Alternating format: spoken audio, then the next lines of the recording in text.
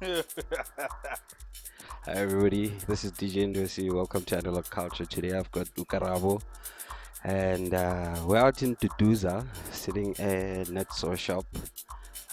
Do check them out on Facebook and everywhere else. Anyway, so one of it. How's it, my G? I'm alright, and you? Awesome, Awesome, sir. awesome. So yeah, like generally the first thing I'd really like to know about people is your humble beginnings, basically.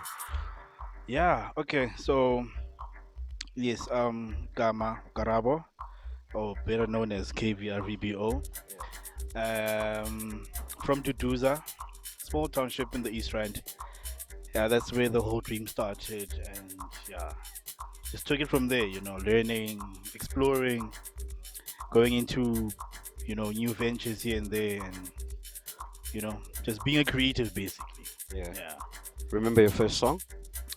Yeah, actually, yes.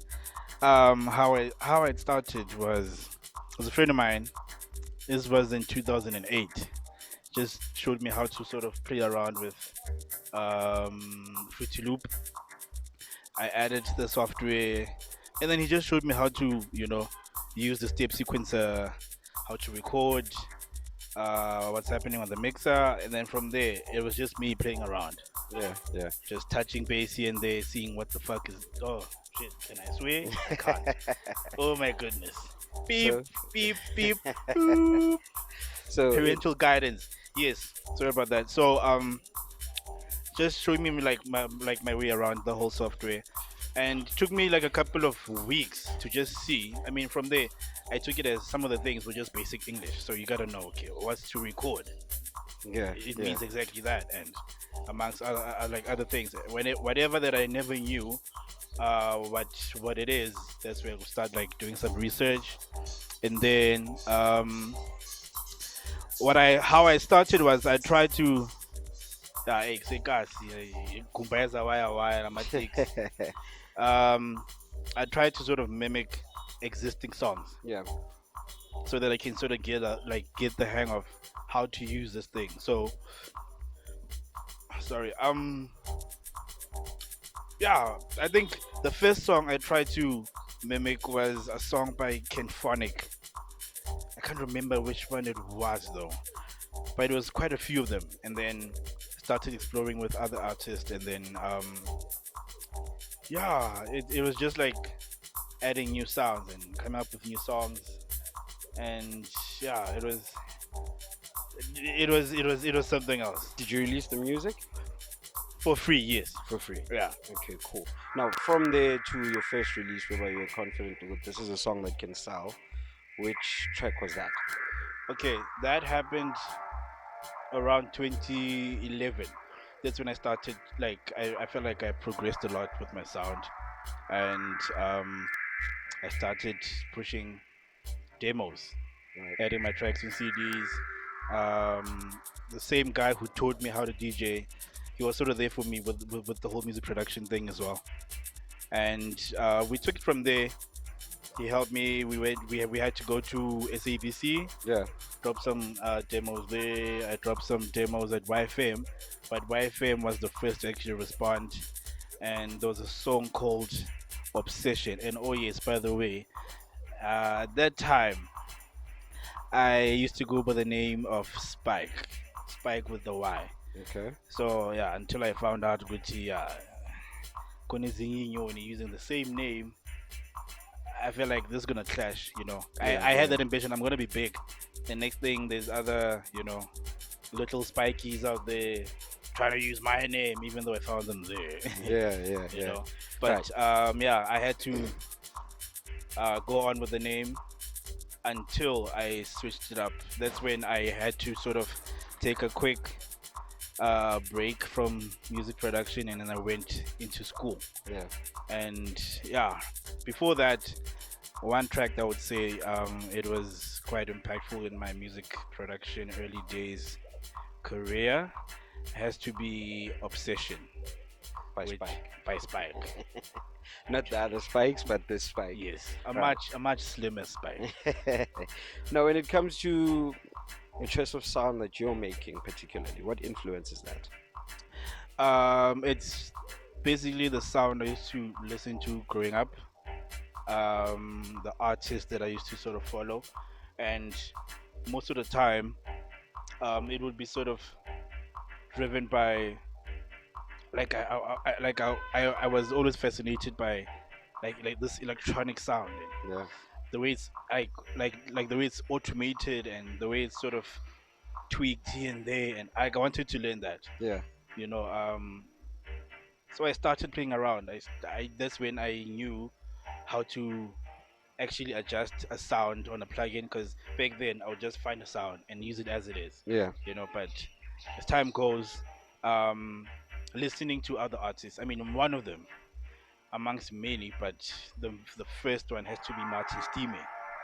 The way he was doing his sounds, and there's a lot, dog. There's a lot. But like this electronic sound, the way everything was just automated, adjusted, tweaked, and whatever, Yeah. I was intrigued a lot by that.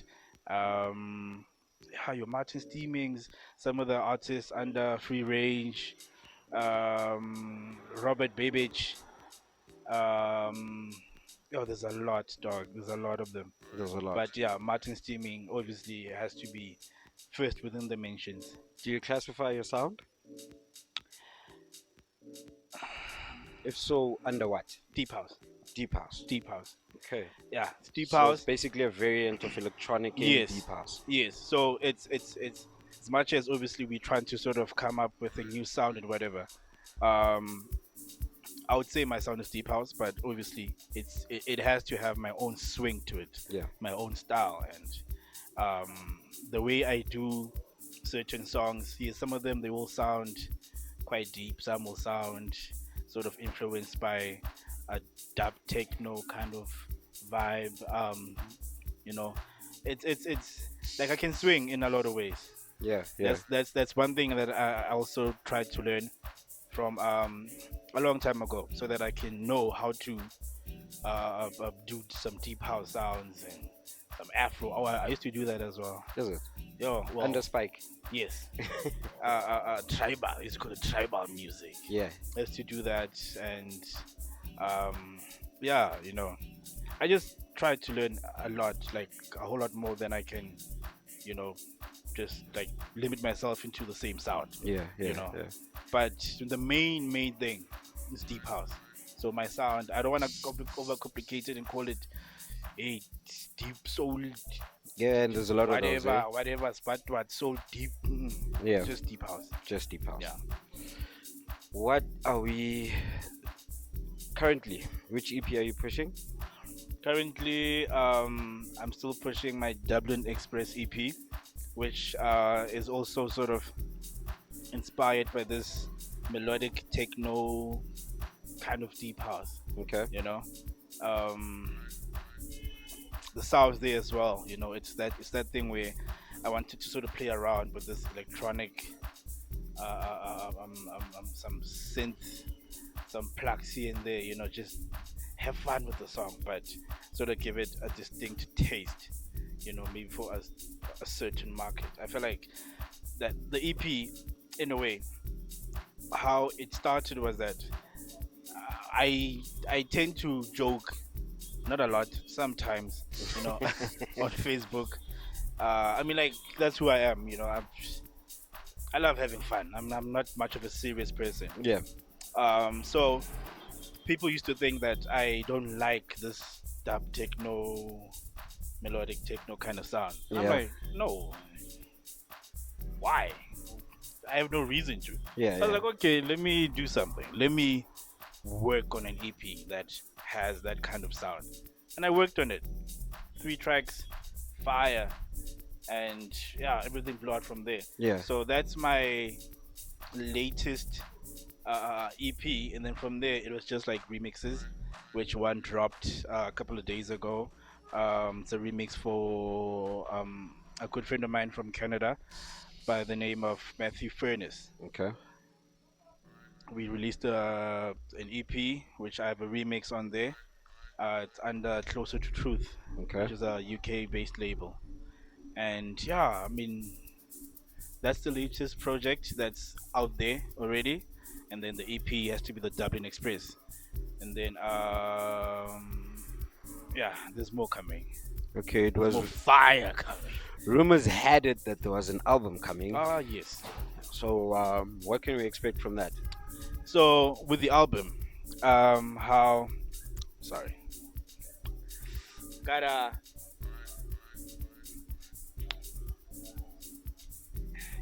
liquefy Umpimbo. Um, the album is a body of work. I I was inspired by quite a lot of sounds from like back then, and one of them being some of the albums, some of the Soul Candy albums. Yeah, Yes, they were compilations, but the music there, I wanted to sort of have something like that because at the end of the day, it's that thing where one thing I wanted to have on these songs was longevity. yeah, I hope, but that's just one thing that I wanted, and I don't want to have a song that dies off after man a couple of weeks, man, and then instead. it's dead. Yeah, So, the album is a body of work. I have something ambient in there with some jazz influences. Um, your hard kicks and mad bass lines, kind of deep house. yeah, I have something vibey, something with some sort of radio potential. yeah. I'm gonna do a music video for that specific song as well. All right. Better be here. Yeah, the music video as well. Some of the shots is gonna be shot right here at the Netsoul concept store, Yeah. and I have a couple of features.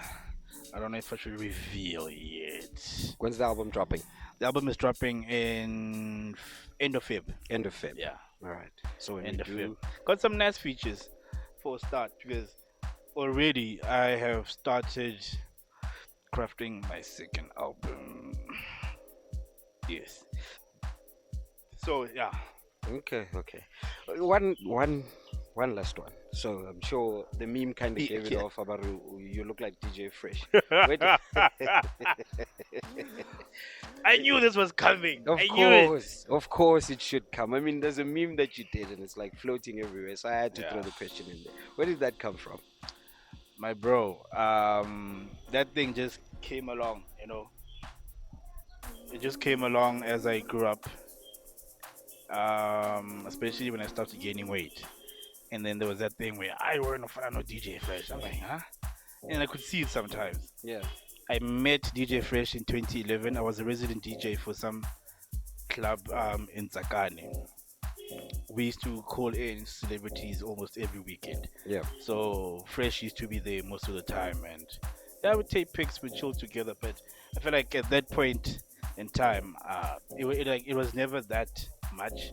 Some people used to say it, but the more I started gaining weight, the more I started beefing up, some muscle nyana.